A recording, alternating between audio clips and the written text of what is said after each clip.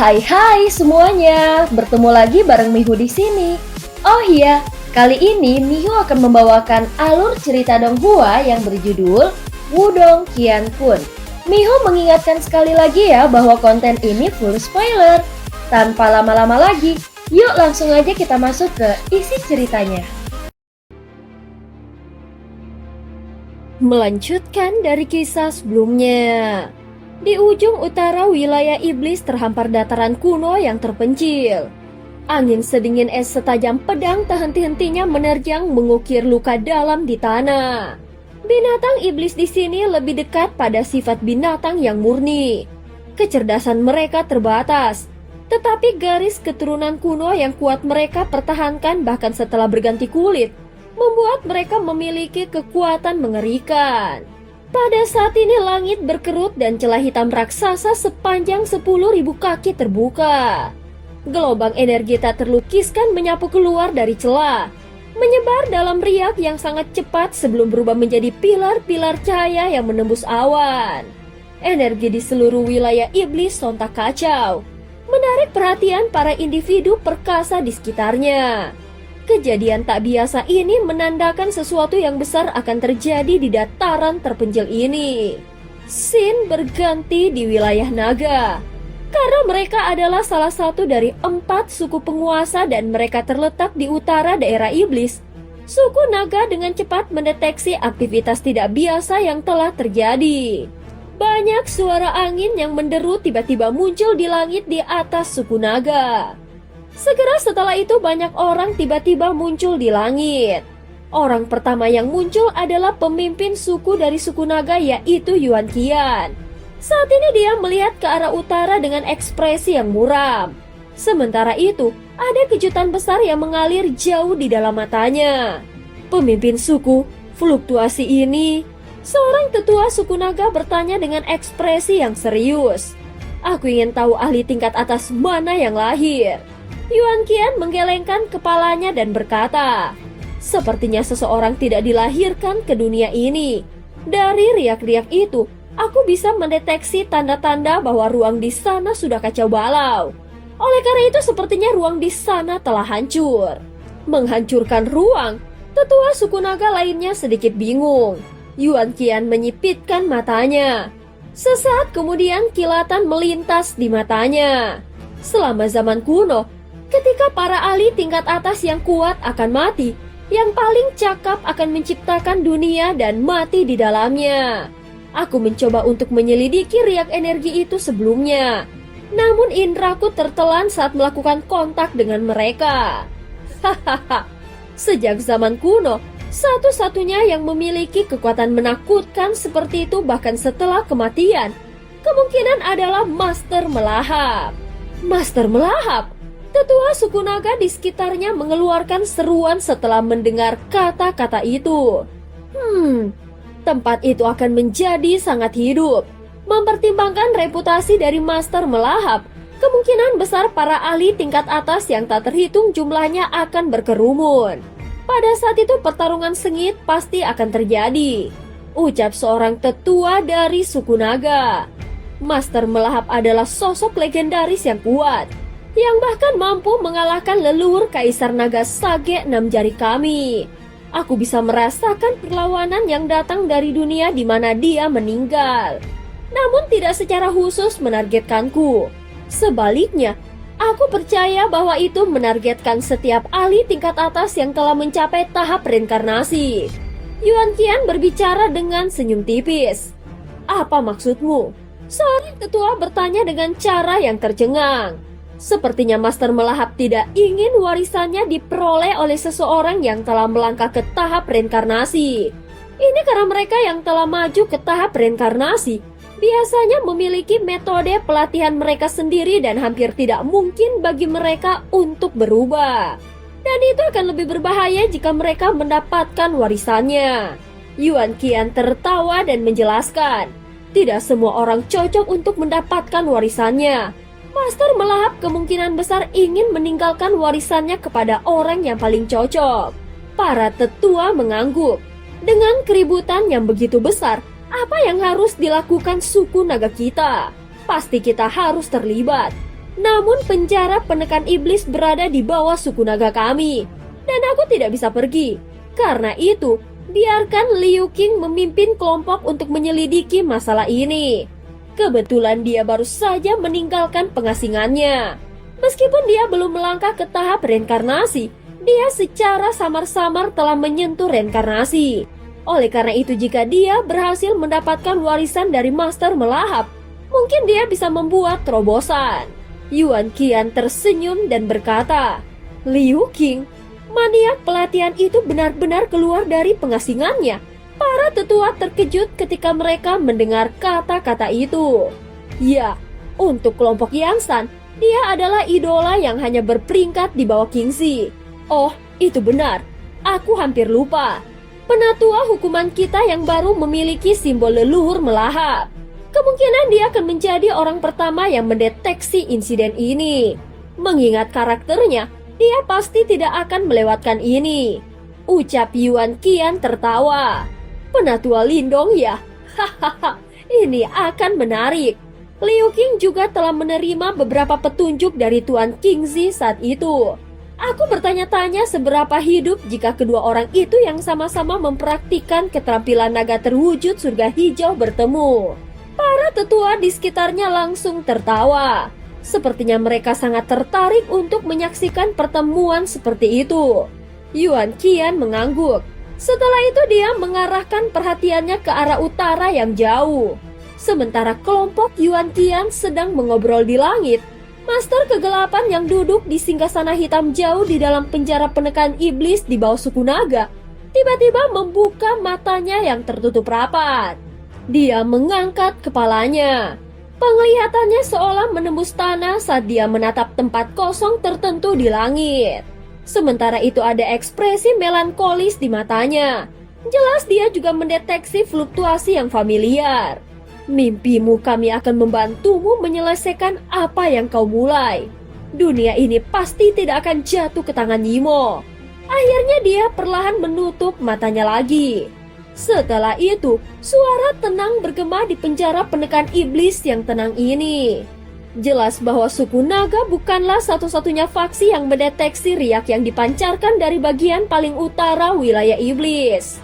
Segera setelah suku naga mendeteksi riak-riak itu, banyak ahli top dari suku Marten Iblis Surgawi, suku 9 Ponix, dan suku Kunpeng juga mendeteksinya. Selanjutnya suku-suku itu meletus menjadi kegemparan.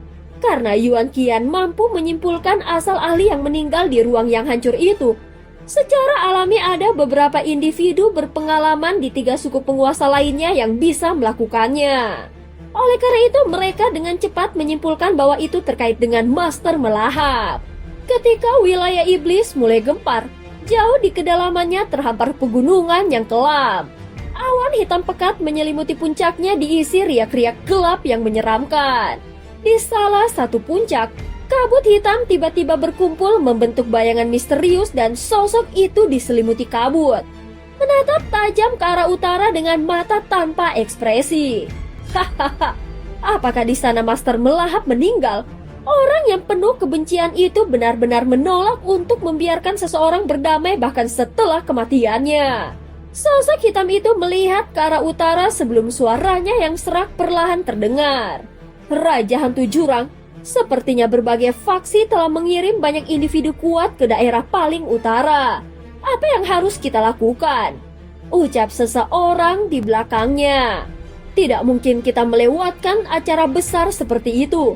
Di masa lalu, kami hanya bisa membunuh Master Melahap setelah melalui banyak kesulitan. Jika seseorang diizinkan untuk menerima warisannya, akan ada Master Melahap lain di dunia ini. Itu akan menjadi berita buruk bagi kami. Sosok di depan bayangan hitam itu berkata dengan sikap acuh tak acuh. Maksudmu? Ayo pergi ke area paling utara. Siapapun yang mendapatkan warisan dari Master Melahap, kita harus segera membunuhnya. Ucap sosok itu dengan suara yang dalam. Pada saat ini di Istana Empat Titans, Lindong juga melakukan beberapa persiapan sebelum pergi ke daerah warisan Master Melahap. Saudara Hantu Condor akan terus berjaga di Istana Empat Titans selama perjalanan kita ke wilayah utara. Kalian yang lain akan menemaniku. Lindong menoleh untuk melihat Little Flame, Komandan Iblis Naga Langit, dan yang lainnya. Terlepas dari pentingnya Istana Dewa Melahap, Lindong juga sedikit khawatir tentang Istana Empat Titans. Jelas individu yang kuat harus tetap berada di belakang untuk menjaganya. Hahaha, Saudara Lindong, kau dapat yakin dan menyerahkan Istana Empat Titans kepadaku. Komandan Iblis Hantu Condor mengangguk. Para ahli yang tersisa semuanya akan tinggal dan menjaga Istana Empat Titans.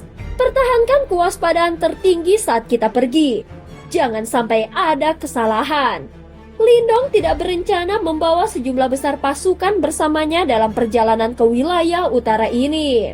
Pertarungan tingkat ini bukan lagi sesuatu yang bisa dibuat dengan angka. Hanya para ahli top dengan kemampuan sejati yang dapat menghalangi orang lain. Baik, banyak individu kuat dari Istana Empat Titans di bawah berteriak serempak. Lindong menghirup udara dalam-dalam. Dia kemudian melambaikan tangannya dan berkata dengan suara yang dalam, "Ayo pergi." Tubuhnya memimpin untuk berubah menjadi kilatan cahaya terang yang menyapu ketika kata-katanya terdengar. Little Marten, Little Flame, Komandan Iblis, Naga Langit, dan yang lainnya mengikuti di belakang. Kami berdoa agar pemimpin kembali dengan kemenangan.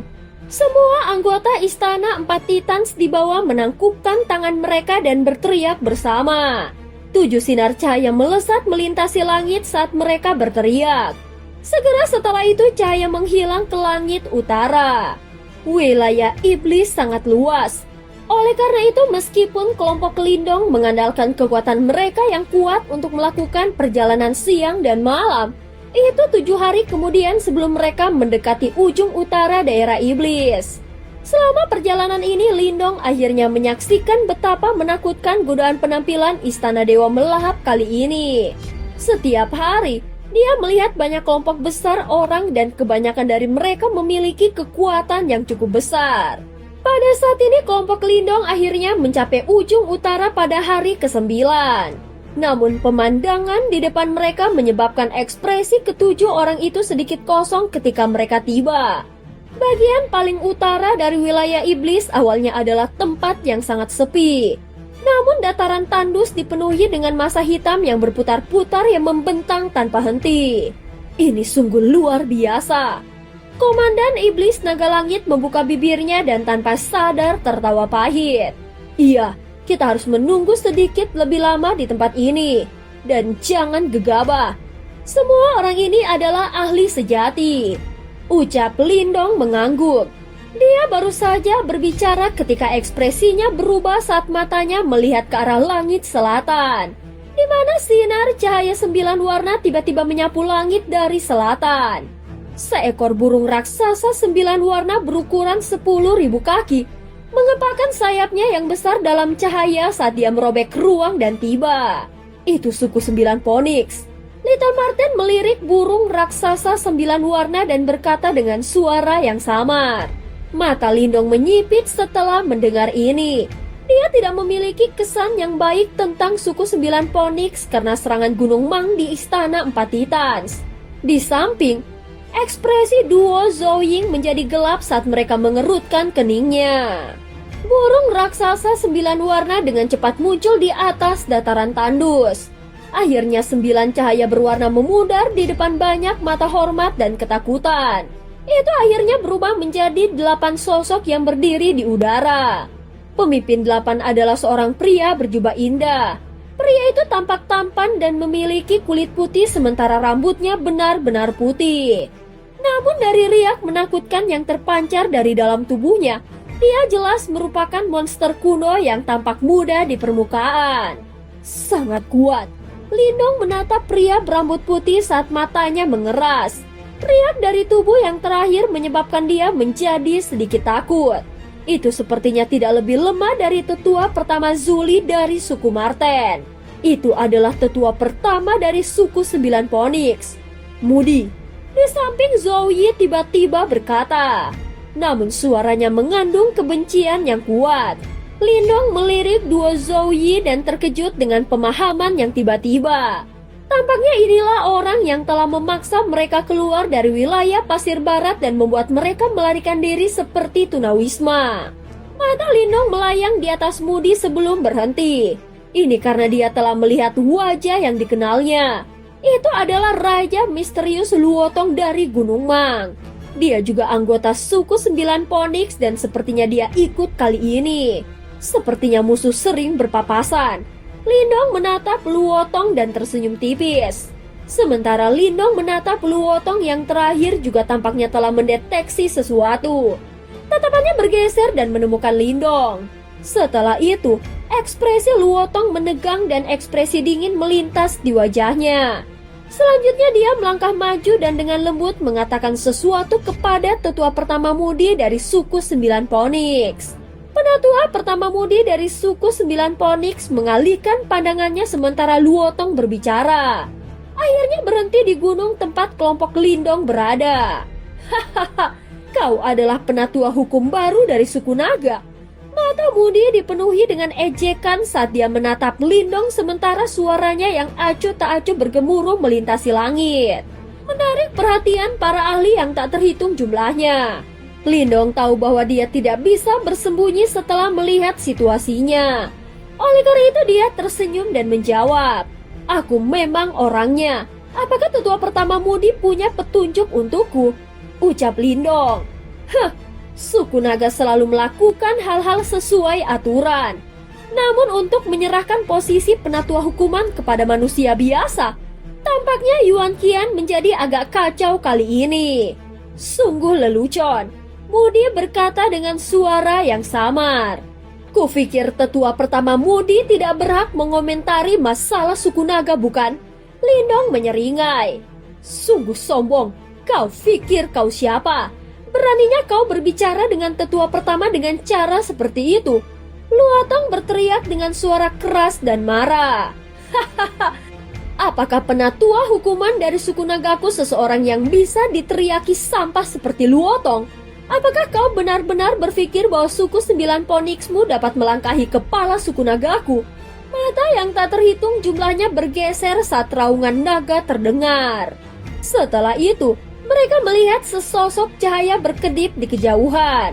Segera setelah itu beberapa sosok muncul dan orang yang memimpin mereka mengenakan pakaian hijau dan aura liarnya menembus sampai langit. Raungan naga bergema di langit. Memimpin kelompok ini adalah seorang pria berpakaian hijau. Penampilannya terbilang biasa saja, namun arogansi yang menutupi wajahnya meninggalkan kesan mendalam bagi siapa saja yang melihatnya. Liu Qing. Ketika Luotong melihat pria berpakaian hijau itu, ekspresinya langsung berubah. Bahkan semburat ketakutan benar-benar melintas di matanya. Mereka berasal dari suku naga. Lindong juga terkejut. Setelah itu dia melihat sosok yang dikenalnya di belakang pria berpakaian hijau itu. Itu sebenarnya Duan Tao. Sepertinya suku naga juga tidak ingin melewatkan acara besar ini. Siapa orang ini? Aku belum pernah melihatnya sebelumnya. Lindong melirik pria berpakaian hijau yang tampak angkuh itu sebelum dia bertanya dengan lembut. Itu Liu Qing dari suku naga, orang yang sangat kuat. Dikabarkan bahwa dia tergila-gila dengan pelatihan dan dia juga orang termuda di Dewan Tetua suku naga. Selain itu, dia secara pribadi menerima petunjuk dari Kingzi sebelumnya. Oleh karena itu dia juga mempraktikkan keterampilan naga terwujud surga hijau. Sepertinya Little Marten cukup akrab dengan orang itu saat dia menjawab pertanyaan Lindong. Oh, dia juga telah mempelajari keterampilan naga terwujud surga hijau. Lindong sedikit terkejut. Hei, bagaimanapun juga, Lindong adalah penatua hukuman dari suku naga kami. Apakah kau mencoba mempermalukan suku naga kami dengan berbicara tentang dia dengan cara ini? Liu Qing melayang di langit dengan tangan menyilang di dadanya sebelum dia terkekeh. Liu Tong memiliki ekspresi yang agak jelek, namun dia tidak berani membalas karena reputasi menakutkan Liu Qing. Oh, sebenarnya bocah kecil Liu Qing dari suku naga. Orang tua ini selalu menjadi penebak yang lurus. Faktanya, bahkan jika pemimpin sukumu ada di sini, aku akan tetap mengatakan apa yang aku mau. Moody mengerutkan kening dan berkata setelah dia melihat Liu Qing menyela. Hah, orang tua, kau harus berhenti mencoba menggunakan usiamu untuk menjatuhkanku. Aku lebih suka berbicara langsung menggunakan tinju kami daripada senioritas. Sudut mulut Liu Qing melengkung dan nada suaranya sangat tidak sopan. Meskipun dia memang berperingkat sedikit lebih rendah dari Moody dalam hal senioritas, dia juga sangat kuat. Jika mereka bertukar pukulan, sepertinya dia tidak perlu takut pada tetua pertama dari suku 9 Phoenix ini. Hah, orang bodoh yang sombong. Ekspresi Moody menjadi gelap sebelum ruang di sekitarnya berangsur-angsur menjadi berkerut. Anak kecil, meskipun kau menyentuh reinkarnasi hanya dalam 100 tahun, aku khawatir masih terlalu dini bagimu untuk bertindak arogan di depanku. Hahaha, orang tua, jika kau merasa kesal, kau bisa memukulku dengan tinjumu. Kemudian kau akan mengetahui apakah aku memenuhi syarat untuk bertindak dengan angkuh seperti ini. Liu Qing sama sekali tidak takut ketika dia melihat Moody yang marah.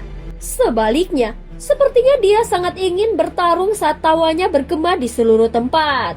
Berdiri di puncak gunung, Lindong terkekeh saat mendengar ini. Liu Qing mungkin orang yang sangat arogan, tapi Lindong memiliki kesan yang baik tentang dia. Ekspresi Moody juga berangsur-angsur menjadi suram. Tepat ketika dia akan kehilangan kendali dan menyerang Liu Qing untuk memberinya pelajaran, tawa tua tiba-tiba bergema di langit. Hahaha, sepertinya tempat ini sangat ramai. Ruang menjadi terdistorsi ketika tawa terdengar. Segera setelah itu, cahaya ungu hitam melintas sebelum beberapa sosok telah muncul.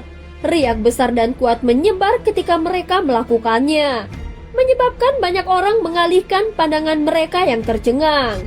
Orang-orangku akhirnya di sini. Little Marten memandang ke langit dan berkata dengan malas. Setelah mendengar ini, Lindong tersenyum sebelum dia berbalik untuk melihat. Di tempat itu dia melihat sekelompok dengan aura menakutkan tiba-tiba muncul di langit. Mereka dipimpin oleh tetua pertama Zuli dari suku Marten Iblis Surgawi. Jadi itu tetua pertama Zuli. Moody sedikit mengerinyit ketika melihat pemimpin kelompok tetua pertama Zuli. Setelah itu dia mengerutkan kening sebelum dia berbicara dengan senyum tipis. Dia tidak kasar pada Zuli seperti pada Liu Qing. Bagaimanapun, status dan kekuatan mantan berada pada level yang sama dengannya. Jadi itu tetua pertama Moody. Sudah bertahun-tahun sejak terakhir kali kita bertemu. Penatua pertama Zuli tertawa. Semua orang ada di sini karena ruang yang hancur. Apa gunanya bertarung sekarang? Bukannya orang tua ini ingin bertarung dengan Liu Qing. Namun istana 4 titan setelah menyinggung suku 9 Phoenixku dan aku hanya mencoba untuk mendapatkan rasa hormat kembali. Kalau tidak, orang lain mungkin memandang rendah suku 9 Phoenixku. Ucap Moody. Oh, penatua pertama Zuli tersenyum melihat ke arah kelompok Lindong yang terletak di puncak gunung. Dia kemudian menggelengkan kepalanya dan berkata, Penatua pertama Moody, adik laki-laki Lindong adalah dermawan dari suku Marten kami. Oleh karena itu bahkan jika suku naga tidak angkat bicara, suku Marten Iblis Surgawiku pasti tidak akan diam saja. Seketika kehebohan meletus ketika dia mengucapkan kata-kata itu. Banyak individu yang kuat tercengang saat mereka menatap kelompok Lindong. Lagi pula, mereka tidak menyangka bahwa orang yang terakhir benar-benar memiliki pendukung yang begitu kuat. Tidak hanya penatua hukuman suku Naga Lindong, tetapi dia bahkan memiliki hubungan yang sangat dekat dengan suku Marten Iblis Surgawi. Tidak heran dia tidak takut menyinggung suku 9 Phoenix. Latar belakangnya benar-benar mengejutkan. Moody juga ditarik kembali oleh kata-kata Zuli. Setelah itu, wajahnya yang semula suram semakin gelap, sementara semburat kejutan tambahan hadir di matanya. Lagi pula dia tidak pernah menyangka bahwa suku Naga dan suku Marten akan memilih untuk menyinggung suku 9 Phoenix daripada seorang anak manusia. Mata Moody suram. Setelah itu dia menoleh sebelum dia diam-diam melihat sosok yang tidak mencolok berdiri di belakangnya. Sosok ini berukuran kecil dan tubuhnya terbungkus jubah longgar. Dia bertindak seolah-olah dia tidak melihat mata Moody saat dia menggelengkan kepalanya dengan cara yang tidak terlalu mencolok. Moody menarik matanya. Dia melambaikan lengan bajunya dan mendengus dingin. Karena suku naga dan suku Marten Iblis Surgawi, aku akan melepaskanmu hari ini. Namun jika kau menyinggung suku 9 Phoenixku lagi, kemungkinan masalah itu tidak akan diselesaikan dengan mudah. Lindong tersenyum dan menjawab, apa yang dikatakan tetua pertama Moody. Aku seseorang yang tidak menyinggung siapapun yang tidak menyinggungku. Selama suku 9 Phoenix tidak datang dan menggangguku, aku tidak akan mengganggu kalian, ucap Lindong. Seseorang yang tidak tahu bagaimana menghargai kebaikan. Moody mendengus dingin sementara matanya dipenuhi amarah. Namun dia tidak bisa melepaskan amarahnya saat ini. Yang bisa dia lakukan hanyalah memelototi Lindong dengan kejam sebelum benar-benar mengabaikannya. Berdiri di langit, tetua pertama Zuli menyeringnya saat melihat pemandangan ini. Setelah itu dia mendarat di tanah bersama dengan beberapa tetua dari suku Marten. Kemudian dia tersenyum ketika dia melihat Lindong dan berkata, anak kecil, kau benar-benar menyebabkan masalah kemanapun kau pergi. Penatua pertama, ini tidak ada hubungannya denganku. Aku bahkan tidak mengucapkan sepatah kata pun sebelum pihak lain datang mengetuk pintuku. Lindong merentangkan tangannya dengan sikap yang polos. Suku 9 Phoenix adalah kelompok yang datang mencari masalah hari ini. Selain itu, tetua pertama, alasan mengapa kalian semua bergegas? Apakah karena kalian tertarik dengan istana Dewa Melahap? Lindong melirik tetua pertama Zuli dan bertanya. Namun dia sengaja mengucapkan kalimat kedua dengan suara yang lebih lembut. Aku sadar bahwa kau memiliki simbol leluhur Melahap. Penatua pertama Zuli memandang Lindong dengan makna yang lebih dalam di matanya sebelum dia berkata, kau adalah orang dengan potensi tertinggi untuk mendapatkan warisan dari Master Melahap. Alasan utama mengapa pemimpin suku mengirimku ke sini adalah untuk membantumu. Meskipun kau telah maju ke level Grandmaster simbol awal, ada banyak individu tersembunyi yang kuat di wilayah iblis. Oleh karena itu sepertinya bukan tugas yang mudah bagimu untuk mendapatkan warisan dengan kekuatanmu saat ini. Kalau begitu, tolong bantu aku untuk menyampaikan terima kasihku kepada pemimpin suku. Lindong tertawa dan dia merasakan rasa terima kasih di hatinya. Warisan Master Melahap sangat menggoda. Namun suku Marten sebenarnya memilih untuk membantunya. Ini memang bantuan besar. Hahaha. Saudara Lindong, bagaimana kabarmu? Tawa akrab Duan Tau ditransmisikan saat Lindong sedang mengobrol dengan tetua pertama Zuli. Segera Lindong menangkupkan tangannya ke arah Duan Tau dan tersenyum. Kemudian dia memutar matanya dan berhenti pada Liu Qing yang saat ini sedang menatapnya. Apakah kau Lindong yang menarik perhatian Tuan Kingzi? Kebanggaan di wajah Liu Qing tidak berkurang saat dia tersenyum menatap Lindong. Sebaliknya matanya dipenuhi dengan aura panas. Ya, benar. Meskipun wajah Liu Qing terpampang dengan arogansi, dia tidak memiliki niat buruk terhadap Lindong. Oleh karena itu Lindong tersenyum dan menjawab. Liu Qing tertawa, lalu melangkah maju. Cahaya hijau melonjak dengan raungan naga menggema, memunculkan ribuan tato naga hijau bercahaya. Aura kuatnya meretakkan daerah gunung. Segera Komandan Iblis Naga Langit dan Little Flame terkejut, hendak melindungi Lindong, namun Lindong melambaikan tangannya menghentikan mereka. Karena kakak laki-laki Liu Qing ingin menguji keterampilan naga terwujud surga hijauku, aku kemungkinan akan menyebabkan senior Kingzi membuang wajahnya jika aku menolak. Baiklah, hari ini aku akan mencari petunjuk dari kakak Liu Qing. Lindong tersenyum. Segera dia mengepalkan kedua tangannya sebelum tato cahaya naga ungu emas melonjak keluar dari dalam tubuhnya. Tekanan naga kuno dan murni yang menyerupai naga besar perlahan terbangun. Dan cerita pun berakhir. Terima kasih udah dengerin Mihu dari awal sampai akhir ya. Please jangan lupa untuk like, comment, and subscribe. Sampai jumpa.